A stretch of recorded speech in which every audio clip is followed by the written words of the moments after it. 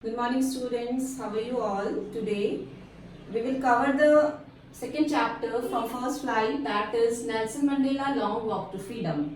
The name of the chapter is Nelson Mandela Long Walk to Freedom and it is taken from the book Nelson Mandela Long Walk to Freedom and it is an autobiography of the Nelson Mandela.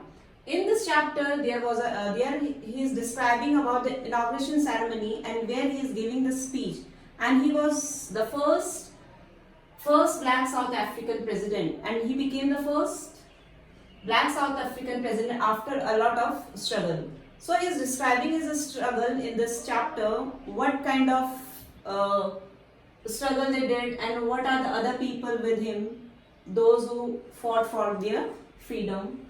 And he also described about the apartheid system. Apartheid system was very deep-rooted system on those days, and this system was actually erected, built by the white supremacy. White supremacy means white people, and this system was the most brutal practice during those days. It refers to the discrimination between the people on the basis of race and color. So, and this time, on those time, the dark people, they deprived of their basic rights. So this lesson, or we can say this chapter, gives us an overview on the struggle of Nelson Mandela for making the society with no discrimination on the basis of color, creed, gender, and age. And he also tell about the countless people who fought for their country and sacrificed their life for the country. Students, I will explain you the entire chapter line by line. In this chapter, Nelson Mandela is talking about his journey of how he became a freedom fighter, and he also tribute to others for this freedom. 10th May dawned bright and clear. For the past few days, I had been pleasantly besieged by dignitaries and world leaders who were coming to pay their respects before the inauguration. So the day began with bright and clear. Why this 10th May, this day is special? Because on that day, inaugural ceremony was going to take place, and before he was happily surrounded, besieged means happily, pleasantly besieged, surrounded by dignitaries and world leaders who were coming to pay their respect, those who were coming to pay their respects before the inauguration. The inauguration would be the largest gathering over international leaders of South Africa soil. So many dignitaries came to meet Mr. Nelson Mandela and gave him best wishes of ceremony. So Nelson Mandela was very happy because this was the day for the first time so many leaders from all over the countries gathered on South African soil, on South African land. The ceremonies took place in the lovely sandstone amphitheatre formed by Union Buildings in Pretoria. So the ceremony took place, so the inauguration ceremony took place in the lovely sandstone amphitheatre. Amphitheatre means is a circular building without roof. So the inaugural ceremony took place in the sandstone amphitheatre. Sandstone is a kind of hard rock which is generally red, yellow, blue in color, formed by the Union Building in Pretoria, and it was formed by the Union Building in Pretoria. Pretoria is the capital of South Africa. For decades, this had been the seat of white supremacy. So, for many years together, the white people ruled here. And for decades, for last 10 years, this had been the seat of white supremacy.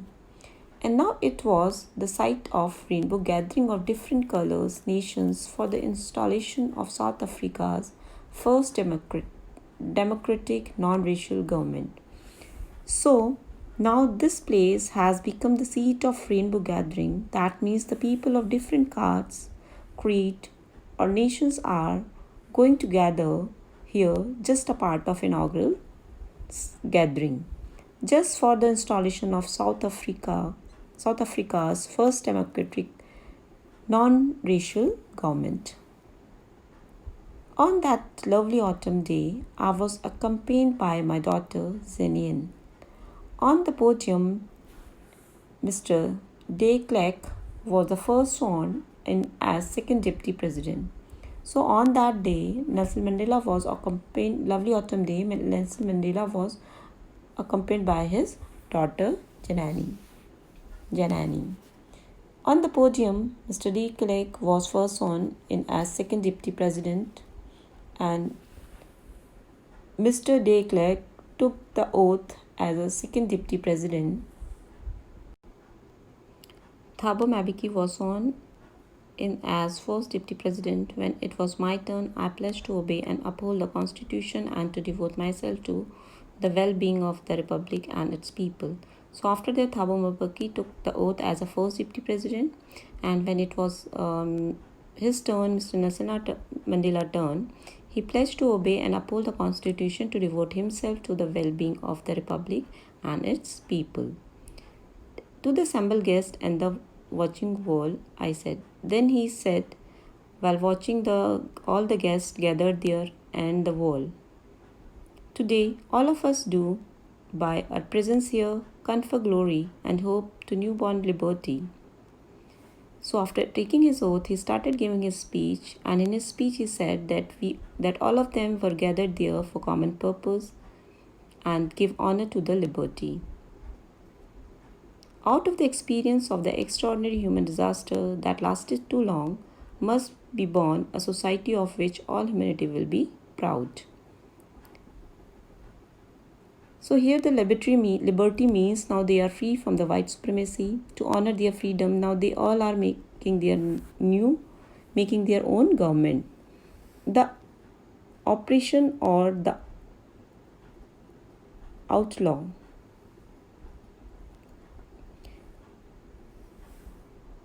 the experience they were facing since long lasted time, and there was extraordinary human disaster now, and they were free to form a free society, and the entire South Africa people proud of a such society where there were no discrimination.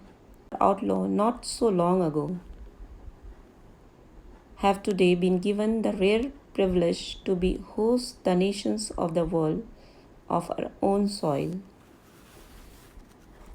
Now he was calling themselves an outlaw. Outlaw means all the blacks were not giving any protection by the white government, and the privilege means opportunity. And today they have been given a opportunity to be the host the nations of the world on our own soil. And now the black people who were living like outlaws sometimes ago, now these black people has got the special opportunity to be the host to world leaders, especially on their own soil, especially on their own land. We thank all of our distinguished international guests for having come to take possession with the people of our country of what is after all the common victory for justice, for peace, for human dignity. So in his speech, Nelson Mandela was also thanking everyone, especially the international leaders, for joining them for their achievement. What is their achievement? They were installing their own government. The achievement is liberation from the whites, and where every human will be treated fairly without any discrimination. We have at last achieved our political emancipation. We pledge ourselves to liberate all our people from the continuing bondage of poverty. So at last he said he had achieved, he is promising himself that he will liberate all his people from the bondage of poverty, deprivation, suffering, gender, and other discrimination. Never, never, never again shall it be that this beautiful land will again experience the oppression of one by another. Oppression means unjust treatment or ill treatment. So, the people of this beautiful land, those who were for a long time suffering by the cruelty of white people and ill treated by the white people, would not happen there again. The sun shall never set on so glorious a human achievement. Let's freedom reign. God bless Africa. The freedom will remain and will continue to rule the country. A few moments later, we all lifted our eyes in awe as a spectacular array of South African jets. So, just after the newly elected president addressed the audience, an impressive arrangement of fighter jets, helicopters, troops, soldiers, carriers, they made a spectacular formation over the Union building. It was not only a display of pinpoint precision of and military force, but a demonstration of military loyalty to democracy. And that was not only the accuracy display of accuracy presentation by the military force, but the demonstration of military force but a demonstration of the military loyalty to the democracy or to a new government that had been freely and fairly elected. And it was the salute to the new government that had been freely and fairly elected just now. Only moments before, the highest generals of South African Defence Force, police, their chests bedecked with ribbons and medals from days gone by. And afterwards, later, the highest general of the South African Defence Force, the police, and their chests were bedecked. Bedecked means decorated with the ribbons and the medals. They were also saluted Mr. Nelson Mandela and pledged their loyalty, and they were promised for their loyalty to the South Africa country. I was not unmindful of the fact that not so many years before they would have saluted but arrested me. And now the Mr. Mandela mentions that he was well aware that these commanders who were now saluting him would have arrested him, and he was considered to be criminal. Finally, a chevron of Impala jet left a smoke trail of the black, red, green, blue, and gold of the new South African flag. And after that, there was the air show.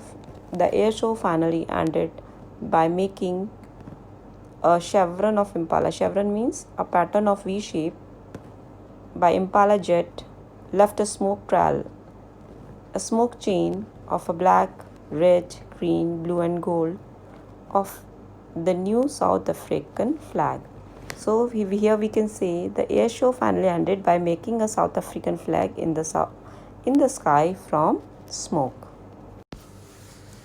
The day was symbolized for me by the playing of our two national anthems and the vision of white singing Nkosi Sikelel' Africa, black singing Die Stem, the old anthem of Republic. So the day was remembered for the narrator by playing two national anthems together, one of the white and the other that of black. Although that day neither group knew the lyrics of the anthem they once despised means hated, they would soon know the words by heart. On that day, both of them, that the black and the white, did not know the wording of each other's songs because they hated each other. But Nelson Mandela was confident that everyone would soon learn this anthem they hated once.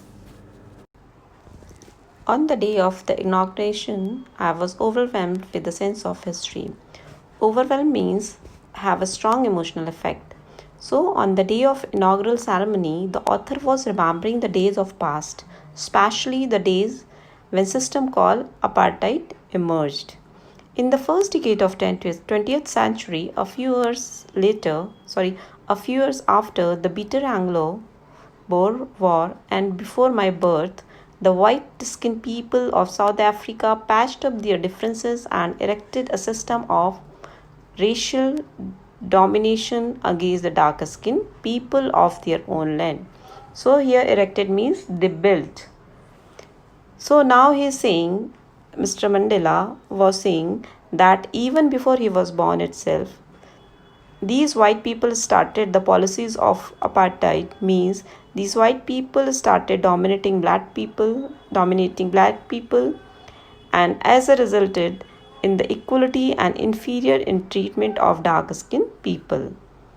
They were deprived of their basic fundamental rights. The structure they created formed the basis of one of the harshest, most inhumane societies the world has ever known. So here Mr. Mandela was saying that the white people they had created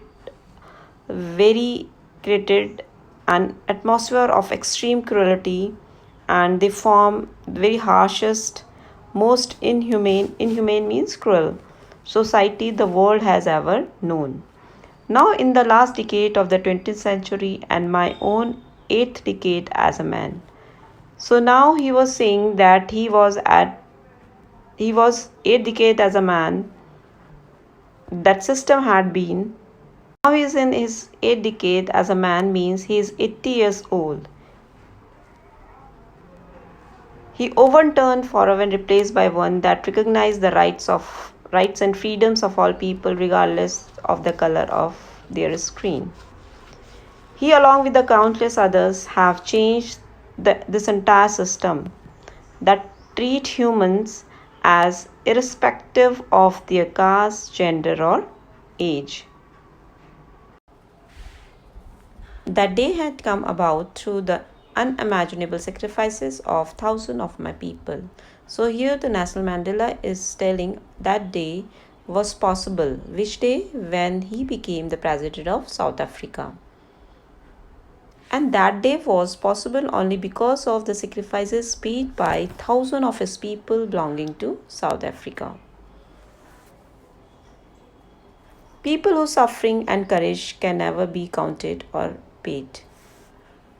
And those people who were suffering and they were showing their courage can never be counted or repaid. I felt that day as I have on so many other days. So he was feeling that day as the same day like other days, that I was simply the sum of all those African patriots who had gone before me. So he was telling that he was the result of all other patriots who laid down their life for the country, African patriot who had gone before me, and those who were laid down their life before him for the country. That long and noble line ended and now began again with me. Then he said that long and noble line. That long and noble line means their noble cause. They people sacrificed their life for the country that had been ended and now began again with me. Now again it started with him as he has more responsible for the freedom of country. I was pained that I was not able to thank them and they were not able to see what their sacrifices had wrought. And Mr. Mandela was in pain because he couldn't able to thank to them, and they were not able to see that what their sacrifices had achieved. The policy of apartheid created a deep and lasting wound in my country and my people. Here, the Nelson Mandela is telling about the policy of apartheid means the policy that discriminated the people based on race, that is white and black, had a deep and long-lasting wound in his country as and his people. All of us will spend many years, and to overcome with all this suffering which they faced would take many years, if not generation, and it could take as well as generation. Recovering from that profound hurt. So he was telling that overcome with all these sufferings, it would not take only years, it would maybe take many years and recover from that profound means deep hurt. But the decades of oppression and brutality had another unintended effect, and that was that it produced the Oliver Tambos, the Walter Sislers, the Chief Lutless, and the Yusuf Dadus, the Brian Fishers, and the Robert Sobakus of our time. So the decade of oppression, untrusted treatment, and the brutality had another effect. What was that effect? It produced many a number of men which had extraordinary courage, wisdom, and generosity. Their like may never be known again. So here the Nelson Mandela was saying that so many great men of courage who had stood up against this oppression, and they raised their voice against the policy, that apartheid policy. He has named few people man of against the apartheid policy. Perhaps it required such depth of oppression to create such heights of character. And he said that it definitely required such depth, deep of cruelty and untreatment to create such heights of character. My country is rich in the minerals and gems that lie beneath its soil. Then he said, his country is rich in the minerals and gems and that lie beneath its soil. But I have always known that its great wealth, its people. Although his country was rich with the gems and soil, but he believed that his wealth is his people, finer and truer than the purest diamond. And the people were finer and truer, better than the purest diamond. It is from these comrades in the struggle that I learned the meaning of courage. So here Nelson Mandela is saying that he learned the courage from the comrades. Comrades means a colleague or a fellow members of an organization. Time and again I have seen men and women risk and give their lives for an idea. And again he says that during the time of freedom, many times he had seen that men and women sacrifices their life for the cause of freedom. I have seen men stand up to attacks and torture without breaking, showing a strength and resilience that defies the imagination. Many times he had seen men stand up against the torture, and he saw many times the black people were tortured by white people or the government. He had seen bearing every pain in silence, not fighting back. Then again he is saying that strength of bear all this pain was beyond his imagination. I learned that courage was not the absence of fear but the triumph over it. Now here Nelson Mandela expresses a beautiful thought on courage. He says that courage is not that when there is no fear, but courage is actually when you conquered your fear.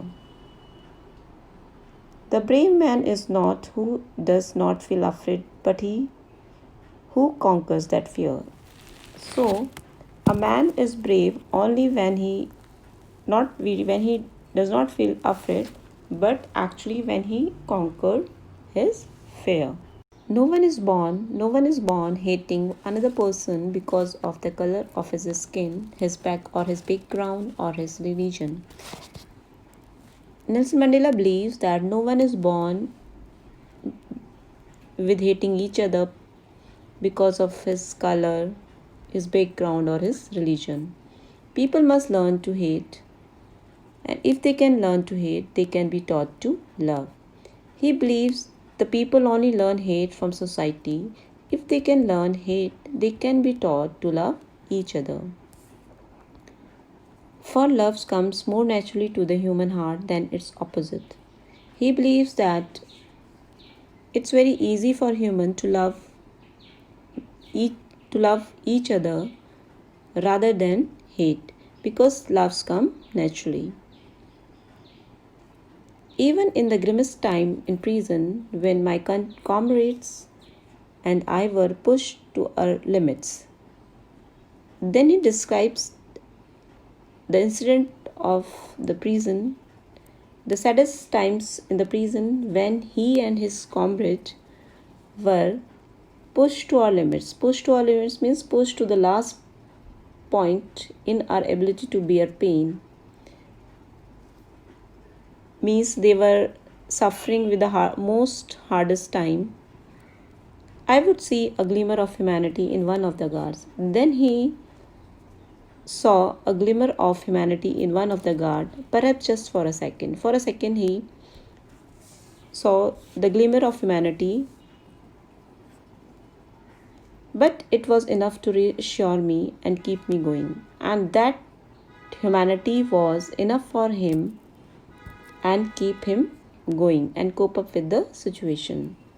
Man's goodness is a flame that can be hidden but never extinguished. Then he said, the man's kind nature can be hidden, but it cannot be extinguished.